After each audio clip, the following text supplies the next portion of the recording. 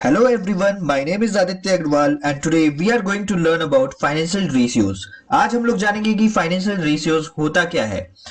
अभी तक आपने मेरे चैनल को सब्सक्राइब नहीं किया है तो प्लीज सब्सक्राइब कर दो बिकॉज ऐसे ही मैं फाइनेंस की वीडियोस लाते रहता हूँ। Now coming to the topic financial ratios. तो हम लोग पहले जानेंगे कि फाइनेंशियल रेशियोज होता क्या है।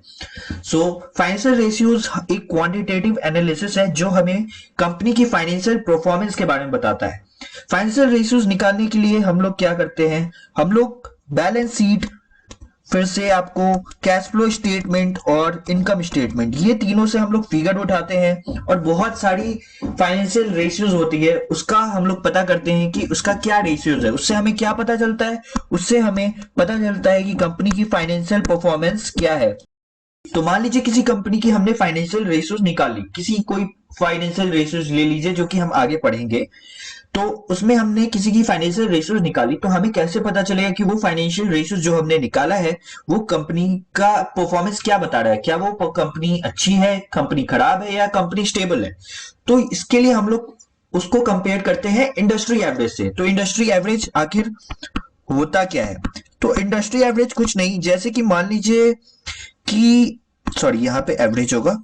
जैसे कि मान लीजिए कि कोई सेक्टर है, जैसे कि ऑटो सेक्टर है। ऑटोमोबाइल सेक्टर में हम लोग देखेंगे मारुति सुजुकी, मान लीजिए मारुति सुजुकी।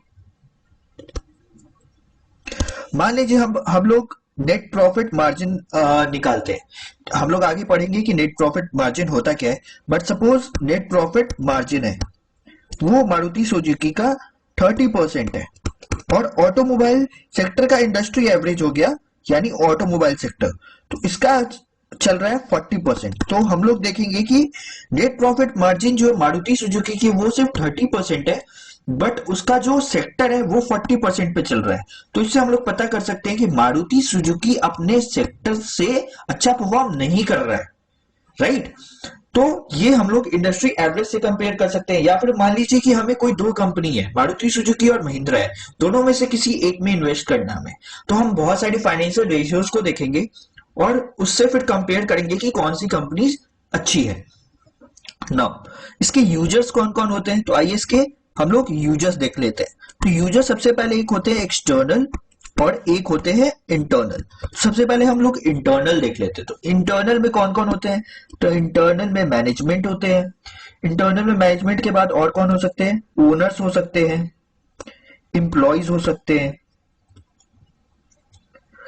अब एक्सटर्नल में कौन होते हैं, तो एक्सटर्नल में जनरली वो लोग होते हैं जो कि कंपनी से किसी ना किसी तरह से रिलेटेड होते हैं या फिर उसमें इन्वेस्ट किए होते हैं, या फिर स्टेक होल्डर बोल सकते हैं। स्टेक होल्डर तो ये भी हो गए, बट कह सकते हैं कि जिन्होंने कंपनी में इन्वेस्ट कर रखा है। जैसे कि कौन हो सकते हैं, लाइक क्रेडिटर्स, ये इन्वेस्टर नहीं होते हैं बट इन्होंने कंपनी को क्या होता है कि जब कंपनी अपने लिए गुड्स खरीदते हैं, गुड्स बनाने के लिए, फाइनल गुड्स बनाने के लिए, तो जो रॉ मटेरियल्स होते हैं तो उसके लिए कंपनी क्या करती है, उधार पे सामान लेती है, वो होते हैं क्रेडिटर्स जिनसे वो उधार लेती है।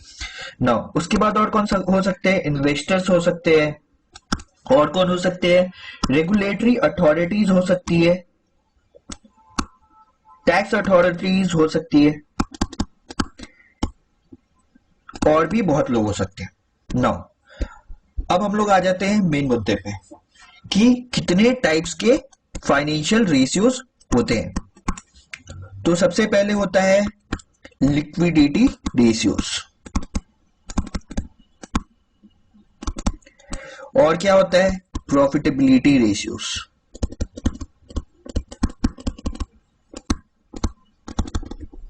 और क्या हो सकता है, लीवरेज रेशियोज,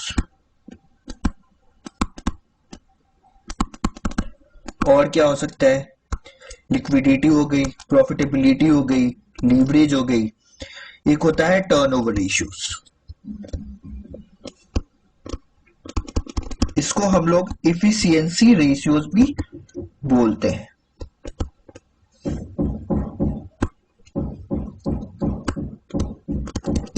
हो सकता है मैं स्पीड में लिख रहा हूं तो स्पेलिंग गलत हो।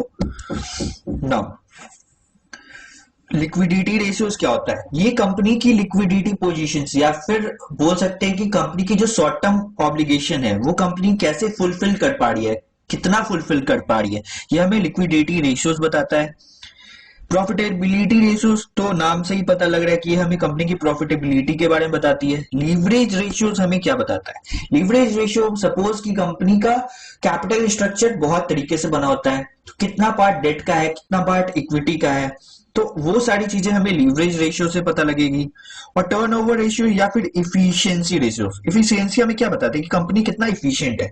यानी कि मान के चलिए कि एक एग्जांपल देता हूं, जैसे कि मान लीजिए कंपनी की जो फिक्स्ड एसेट है, मशीनरी हो गई ये सबसे, तो उससे वो कितना गुना सेल कर पा रहा है, ये हमें बताएगा इफिशियंसी रेशियोज। नाउ अब हम लोग पढ़ेंगे कि liquidity ratios, profitability ratios, leverage ratios, turnover ratios, ये सारे के पार्ट्स, तो ये सारी हम लोग कवर करेंगे अपने आने वाले नेक्स्ट वीडियो के पार्ट में। तो अभी आपको कुछ नया सीखने को मिला हो या फिर लगा हो कि हाँ ये चीज हमारे आगे काम आ सकता है, तो दोस्तों मेरे चैनल को सब्सक्राइब कर दीजिएगा और मिलते हैं हम लोग आपको नेक्स्ट वीडियो में। Thank you, keep learning and keep growing. This is me Aditya Agarwal signing of.